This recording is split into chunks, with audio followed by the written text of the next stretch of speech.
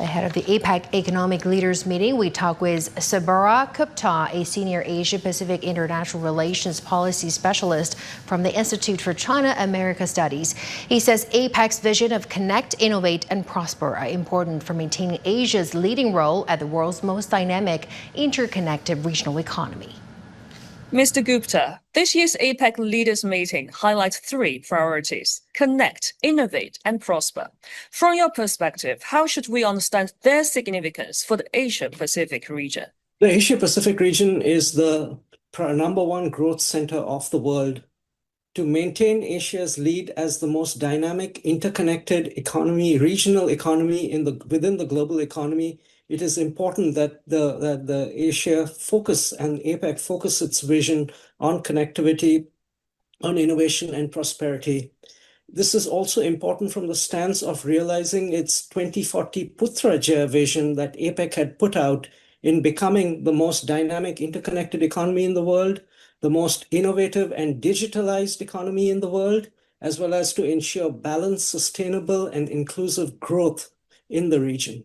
The Asia-Pacific continues to face shared challenges, from supply chain disruptions to geopolitical uncertainty.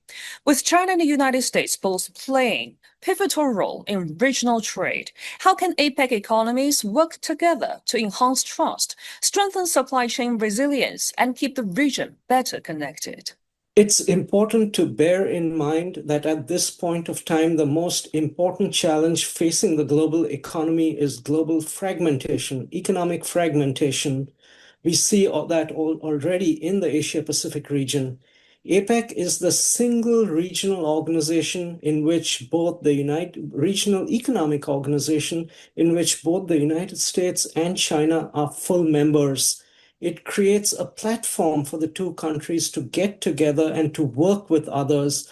Remember, APEC is a multilateral body. There are 19 other parties who are looking at these two countries and expecting that they will champion and prosper, and that they will, along with them, take the other countries along the ride and that the Asia-Pacific economy can succeed. And so from this standpoint, I think it becomes very, very important that both countries work together, put their heads down, and that we do not have a fragmentation of supply chains, but that we work together on a common platform and work towards what APEC calls its goal of creating a free trade area of the Asia-Pacific. Innovation is also key to driving the green transition. How can APEC economies work together on clean tech and low carbon solutions to drive sustainable growth? Oh, innovation is very, very important. Innovation is particularly important for Asia's economies, where they've come to the middle income stage, where further growth will only be realized through innovation. It won't be by throwing more capital and bodies into the economy and creating growth. It will now have to come from innovative growth, and particularly in the area of environment, where the challenges are so great, but the opportunities also are so great, and where most countries, I would frankly say all countries, realize the value of cooperating on green supply chains and in tackling international climate change. Of course, the current US administration has very different views on that front, but there are states and localities in the US and the other party, which was in power just until recently, which was also committed to green growth. And so APEC provides that platform where the two countries can get together, all the countries can get together and create the standards, the taxonomies, and the mechanics by which the countries can participate to gain green growth and help create and help realize the Paris carbon neutrality and carbon reduction targets. Looking ahead, what role can APEC play in improving regional economic governance, especially in digital development, to ensure shared prosperity in Asia Pacific? The digital economy is the area where APEC is a leader.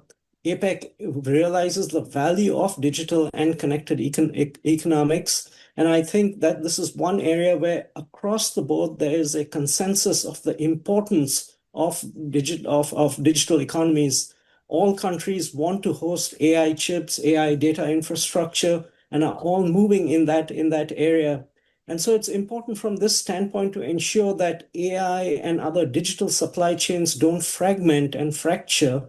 And so long as we can all have a single supply chain for AI as well as for digital products, I see the digital economy in Asia absolutely booming.